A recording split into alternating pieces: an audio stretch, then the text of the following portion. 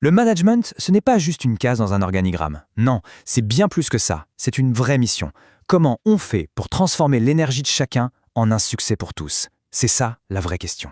Voilà, c'est la question fondamentale. Il ne s'agit pas du tout de contrôler les gens, mais plutôt de les guider, de les inspirer. C'est vraiment le défi au cœur de tout acte de management, que ce soit pour une toute petite équipe ou une immense multinationale. Alors pour y répondre, on va commencer par les bases. Pour bien piger ce qu'est le management, il faut d'abord comprendre son terrain de jeu. Et ce terrain de jeu, c'est l'organisation. Une organisation, en fait, ça repose toujours sur un trépied, sur 3 piliers. Des gens, une structure pour les relier et un objectif commun. Prenez n'importe quoi, une start-up, une asso, un service public, on retrouve toujours ces 3 éléments. Et tout l'enjeu, bien sûr, c'est de les faire fonctionner en harmonie. Et là, on arrive au cœur du sujet. Le management, c'est l'art de faire faire. L'origine du mot est assez fascinante. Ça vient de manège, l'art de diriger un cheval. L'idée, ce n'est pas de faire le travail soi-même, mais de créer les conditions pour que les autres puissent l'accomplir, et bien l'accomplir. Alors, pour faire, il y a depuis plus d'un siècle 2 grandes philosophies qui s'opposent. Et comprendre cette opposition, c'est vraiment déchiffrer les tensions qui façonnent encore le management d'aujourd'hui. Tout commence à la fin du 19e siècle avec la révolution industrielle. Là, l'efficacité, c'est le maître mot. C'est l'ère de l'école classique. Et puis, dans les années 30, une réaction s'opère. On découvre l'importance capitale du facteur humain. C'est la naissance de l'école des relations humaines. Le contraste est vraiment saisissant.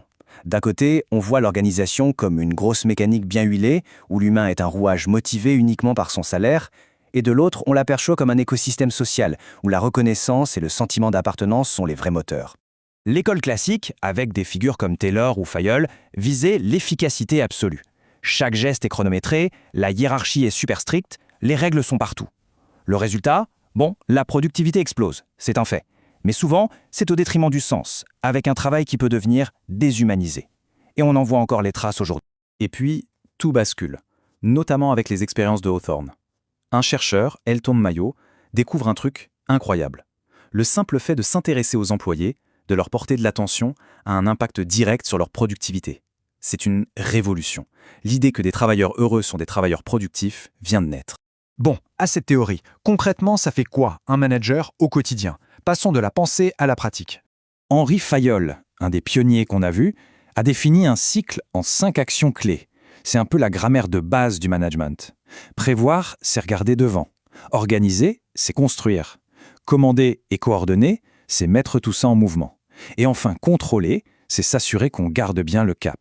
Mais le job d'un manager, c'est pas juste un processus bien linéaire. Non, c'est un vrai numéro de jonglage entre 3 grands types de rôles. Il est tour à tour un symbole, un leader pour son équipe, une plaque tournante pour l'info et surtout un décideur qui doit trancher. La clé du succès, c'est vraiment cette agilité pour passer d'une casquette à l'autre. On arrive maintenant au cœur du réacteur, l'élément le plus puissant mais aussi le plus complexe à maîtriser pour un manager, la motivation humaine. Voilà une idée qu'il faut absolument retenir. La motivation, c'est un feu intérieur. Un manager ne peut pas l'allumer de force. Son rôle, c'est de fournir l'oxygène, le combustible et l'abri pour que cette flamme puisse naître et grandir toute seule. C'est un changement de perspective qui est fondamental. Et pour créer ces fameuses conditions, la pyramide de Maslow est un guide super précieux. Elle nous montre que les besoins humains sont organisés par étages. On ne peut pas parler d'épanouissement au travail, qui est tout en haut, si la sécurité de l'emploi ou le sentiment d'appartenance à une équipe, qui sont à la base, ne sont pas là. Le rôle du manager, c'est donc de s'assurer que chaque étage de la pyramide est solide. Alors, comment on fait pour diagnostiquer un manque de motivation ? Eh bien, il existe une formule. Ça a l'air un peu mathématique, mais pas de panique, la logique est limpide. La motivation, M, est le résultat d'une multiplication entre 3 ingrédients, la valence, l'instrumentalité et l'expectation. Décortiquons un peu. La valence, c'est simple. Est-ce que la récompense proposée m'intéresse vraiment? L'instrumentalité, est-ce que je crois que si je fais l'effort, j'aurai bien cette récompense?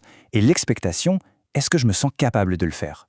La magie de cette formule, c'est que c'est une multiplication. Si un seul de ces 3 éléments est à 0, eh bien, toute la motivation tombe à l'eau. Le manager doit donc constamment jouer sur ces 3 dimensions. Après tout ce parcours, des théories jusqu'aux outils pratiques, une question se pose. À quoi ressemble le manager efficace dans le monde d'aujourd'hui et de demain? Cette phrase, elle est essentielle. Elle marque un vrai tournant. L'autorité ne vient plus automatiquement du statut. L'époque du « c'est moi le chef, donc tu fais ce que je dis », elle est révolue, tout simplement parce que l'accès à l'information et au savoir a complètement changé. En fait, il faut bien distinguer deux types d'autorité. Il y a l'autorité statutaire, celle qui est liée au poste sur la carte de visite, et il y a l'autorité personnelle, celle qui se gagne. Elle se construit sur l'expertise, sur la vision, sur la capacité à inspirer confiance. Et c'est cette deuxième autorité qui fait toute la différence aujourd'hui. Et donc, la question finale reste ouverte. Entre la machine et l'humain, entre le contrôle et la confiance, entre l'autorité du titre et celle de la compétence, le management, au fond, c'est un art de l'équilibre. Il n'y a pas une seule bonne réponse, mais plutôt un style à inventer, en permanence.